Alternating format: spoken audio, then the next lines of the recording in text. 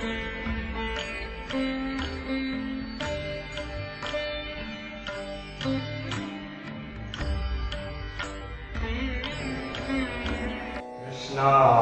वासुदेवाय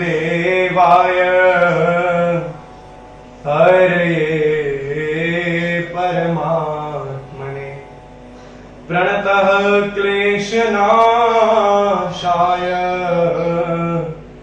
गोविंदाय नमो नमः। श्री बालकृष्ण लाल की जय। श्री राधे। प्रियजनों,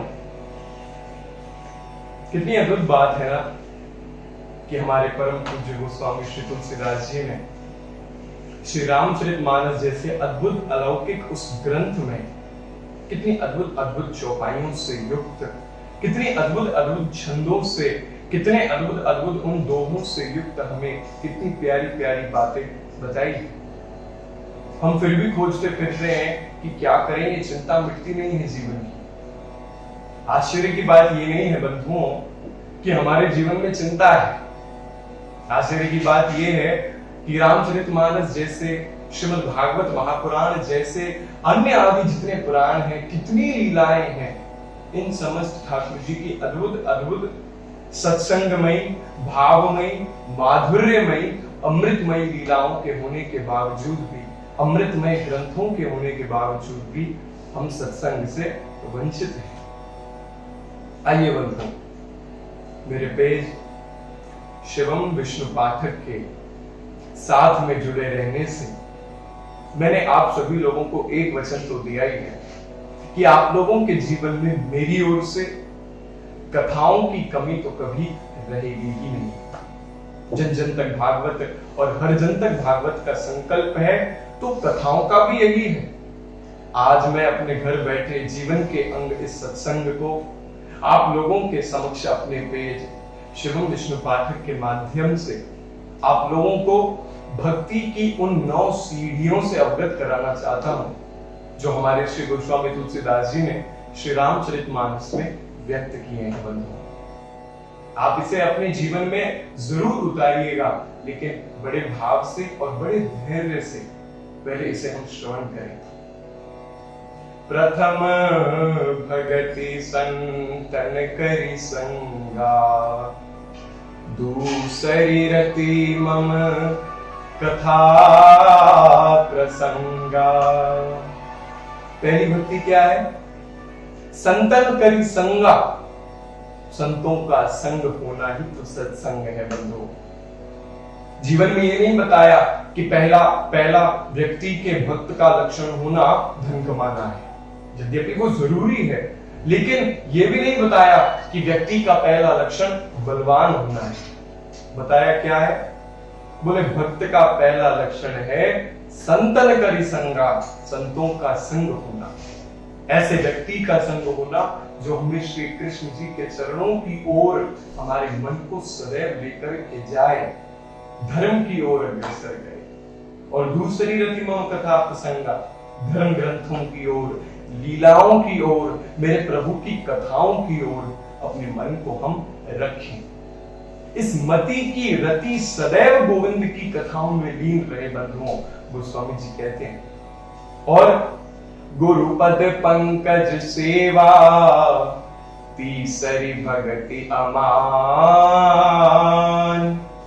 चौथी भगति मम गुण गण, करई कपट तजिगान। गुरुपद पंकज सेवा, अपने गुरु के चरण कमलों की सेवा। अगर आपने पिता को गुरु माना है तो उनके चरण कमलों की सेवा। किसी भी व्यक्ति को आपने अगर अपने हृदय में गुरु मान करके अपने जीवन में आप अगर जी रहे हैं तो उनके चरणों की ओर आपकी सेवा निरंतर होनी चाहिए। गुरुपद पंकज सेवा, तीसरी भगति अमान, और चौथी भगति मम गुण गण, करई कपट तजिगान। कपट रहित होकर के अपने गुरु का गुणगान कीजिए। जिस व्यक्ति ने आपको गोविंद की ओर जाने का मार्ग दिया है, उससे अद्भुत बात उससे अलौकिक व्यक्ति, उससे दिव्य व्यक्ति आपके जीवन में और कोई दूसरा हो नहीं सकता। फिर वो चाहे मां के रूप में हो, फिर वो चाहे पिता के रूप में हो। लेकिन गुरु अगर आपने किसी को माना है तो उसके चरणों के प्रति निरंतर सेवा और कपट रहित होकर के हम उसका भजन करें, उसकी सेवा करें। ये चौथी भक्ति और तीसरी भक्ति बताती है बंधु। और पंचम भजन सुवेद प्रकाशा।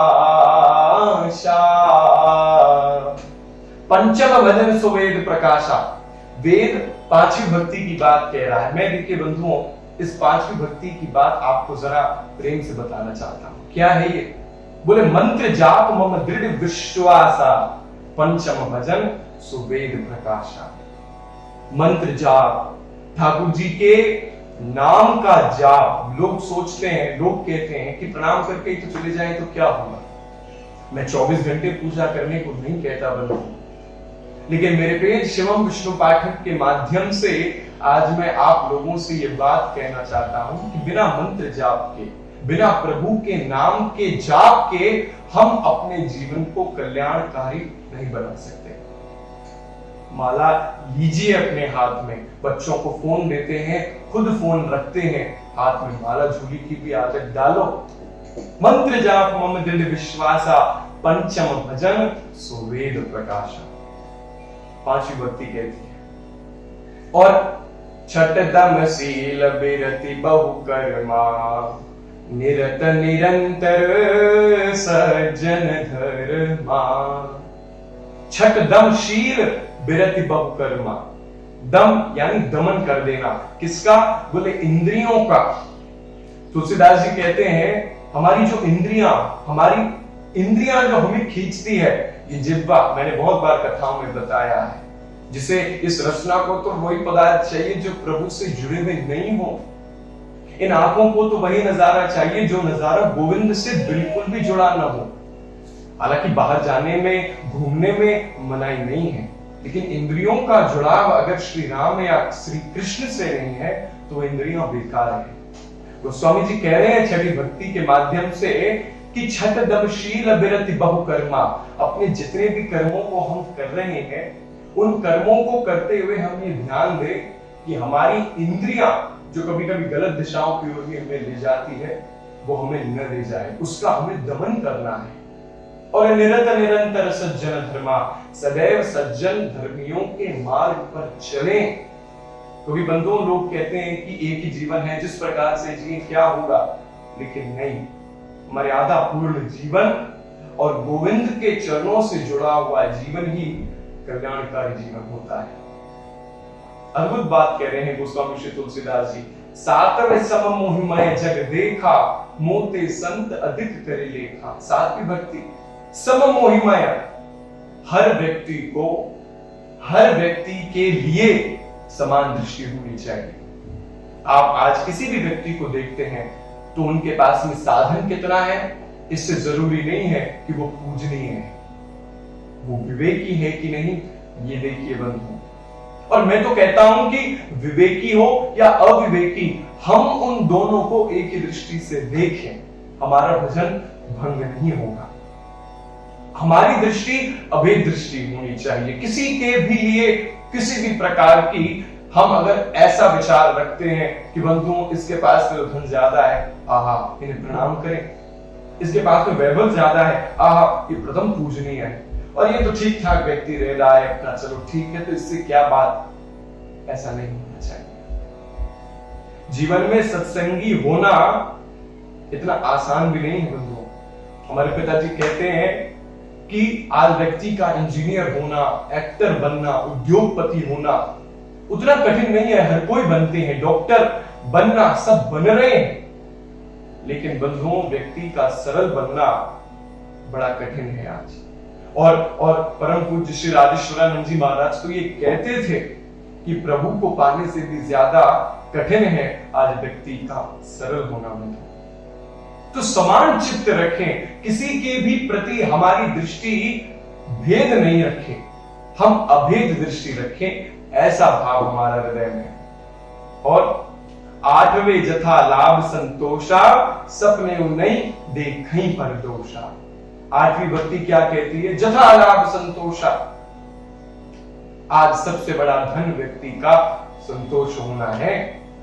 आप कितने ही बड़े धनवान हो जाइए, लेकिन और ले आओ और ले आओ और ले आओ, ऐसी चाह आपके हृदय में रहेगी तो आप धनवान नहीं हैं, आप दरिद्रवान हैं। और तुलसीदास जी ये कह रहे हैं कि धनवान वही है, भगत वही है, साधक वही है, सत्संगी वही है जिसने अपने कमाए हुए धन पर संतोष किया, जो अपने कमाए हुए धन से संतुष्ट है। जथा लाभ संतोषा। और स्वप्ने नहीं देखई पर दोषा। स्वप्न में भी किसी भी व्यक्ति के दोष का हम ध्यान बिल्कुल भी न करें। वो ऐसा है, वो वैसा है, क्या फायदा? भजन करो बंधु। किसी की निंदा करने से हमारी निंदा प्रारंभ हो जाती है, आप मानिए। भागवत जी में तो श्लोक है कि अन्यस्य दोष गुण चिंतन मासु मुक्त्वा। औरों की चिंता, औरों का दोष, औरों के दुख, औरों के सुख, हमें किसी पर विचार ज्यादा नहीं करना चाहिए, बिल्कुल भी नहीं। भजन आपका बना रहेगा, उसकी सहायता करें, लेकिन उसकी निंदा बिल्कुल भी नहीं। उसके दोष को देख करके उसके बारे में लोगों को कहना बिल्कुल भी नहीं। आठवें जथा लाभ संतोषा, स्वप्ने नहीं देखई पर दोषा। और नवी भक्ति तो अद्भुत बात कह रही है कि नवम सरल सब सन छल हीना, मम भरोस ही हर्ष नदीना। नवम सरल सब सन छल हीना। समस्त छल को बंधुओं लोगों के अंदर बड़ा भरा हुआ है ये आज के समय में। आप छल रहित रहिए, मेरे प्रभु को प्रिय रहेंगे, क्योंकि निर्मल मन जन सो मोहि पावा, मोहि कपट छल छिद्र न भावा। निर्मल मन रखिए आप। नवी भक्ति कह रही है व्यक्ति सरल रहेगा, जितने नीचे झुकेंगे आप उतनी ऊंचाइयों को जाएंगे। ये बात याद रखिएगा।